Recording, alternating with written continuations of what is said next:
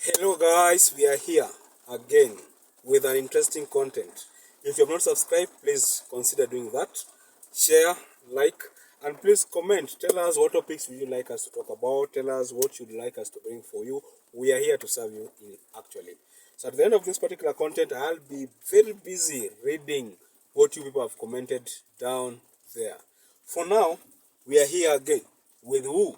With our one and only, our young economist, who is seated, waiting eagerly to talk to you people. Do you know what we want to talk about today? Something interesting. What do you want to think about? We want to know something he had mentioned in one of the previous videos, that now is living with a family using a freelancing thing. Have you ever heard about freelancing? We want to know what is freelancing. How is it? Is it something that we can encourage young Kenyans who have graduated like him, have tried to get job, thousands of applications. Some of the applications, you can meet them during your normal working hours. You wonder, is this one I sent? Here's life. We are here to reinvent the wheel. Please, guys, welcome our young economist who is also a freelancer. Welcome, Joshua, back. Thank you very much. Today you look good, eh? It seems the freelancing thing is taking you so well. Yeah, when we look at you, one day I'll make a visit in his place and also see his family so we can get a good picture of how good freelancing is. But before that, we just really want to get interested to know, what is freelancing actually? Okay, freelancing basically, what we do is called. Freelancing is basically online writing. Yeah, that is the basic definition of freelancing. Is it the same writing as what we call blogging? No. It's not about blogging. It's also writing online. Online writing is basically teaching online. In a simple term, it is teaching online. Now, when you teach online, is either you do assignments. No, you help students in tackling the assignments. You help students in tackling difficult questions in various fields, various subjects, various areas of specialization. So is it online tutoring? Yeah, basically that is it. There have been stories run by international medias about how Kenyans help their students to cheat in academic, which affects the academic integrity. What do you have to say about that? Okay, I've also seen such stories, but we do not help students in cheating in exams.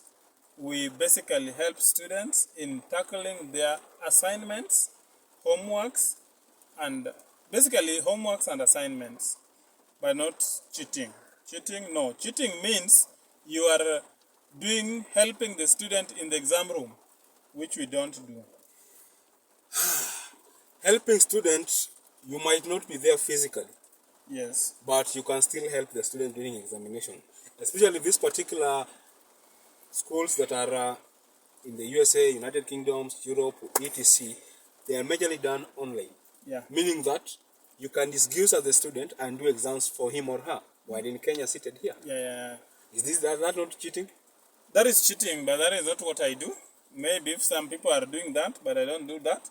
But I also think that for an organization, for a school, to come up and involved in online, maybe like taking all the services online and doing so, they must also have security systems which they will use to regulate such malpractices. So basically, what is you doing to help them? What is your niche in that particular freelancing? Okay, me, I'm tutoring economics and statistics. That is what I do. And I help my students with questions, difficult questions in economics, difficult questions in statistics. I help them in showing the various steps of analysis, various steps of answering such questions, various steps of getting to the right answer. And many have been applauding me for that. Many have been, actually they are proud of me. The international media in their story, they said that that industry is a $1 billion industry. Is it true? Yeah. It is a big industry. I cannot, although I do not have the figures of quantification. You know, when you quantify figures, you must be exact and you must be very sure. But the industry of writing is very big. Actually, in Kenya, I think around 5% of people are employed in online writing and freelancing. So, Yes. can you tell us roughly how much do you get in a month? It all depends with how you work. It all depends with the kind of jobs that comes into your system. It all depends. There are a number of variables that determines how much you earn. And again, it also depends with your scope. Your scope in terms of your knowledge, in terms of your experience, in terms of the subjects that you do or the fields that you tutor in. Yes. You particularly, how much do you roughly get? On average, I think on the lower side, the lowest side somebody can get is around 20,000 in a month. That is about $200. On the That lower is on a side. lower side. On a better About a side, month. yes. On a better side, you can get as much as around for $400. That is, yes, around $400. So, we really are interested to know what is a life of a freelancer. What is your daily routine as a freelancer? Very difficult, and that is why not so many people can manage. Not so many people can do. In as much as many people would wish to join, not so many people can manage because one, remember we are tutoring students from various world countries with different time frames. That means when they are asleep, we are awake. When we are awake, they are asleep. So it means in most cases you will be working at night to get those students, handle their assignments, handle their homeworks so that they can present them before their day ends. It means you have to work at night. So it means you will be spending sleepless nights working. So in most cases, freelancers, online writers, they do work at night. They are very active at night, dormant during daytime. And that is always the schedule. Since you had mentioned you have a family, now you are telling us you are like an all night you are awake, daytime you are dormant. I don't know whether you are sleeping. What do you mean by being dormant at daytime? Daytime being dormant, it means that is the time you take rest. That is the time you can sleep. That is the time you can do 1, 2, 3 that you require your attention in your house, in your area. But basically, most freelancers use daytime to sleep. Yes. So what are the challenges that you incur with your freelancing and at the same time you want to be a parent? How do you manage both? It is somehow complicated because when you are awake, your family is asleep. When you are asleep, your family is awake. So you just need to balance. You can always balance because everything, the only good thing with this is that it is all under your control. You can choose to sleep in one day in a week. You sleep at night. You can choose. Everything is under your control. But if you still need to survive, it means you still need to work. So what you do is you just balance your time. Just balance your time. You apportion some time to the family. You cannot sleep the whole day, even if it is sleeping. After all, even those people who are employed in other areas who are working daytime, most of them sleep at around midnight, and then they wake up at around 5. That is a sleep of around 5 hours. You can as well sleep for around 5 hours from morning to around midday. You are up. You spend time with your family. You spend time with your people. Yeah. So the major challenge is sleeping, nothing else? The other challenge that I can talk about is just that you can do some work, trying and hoping that you've helped the student, and then the student end up rejecting your answer or rejecting your work. That is a blow.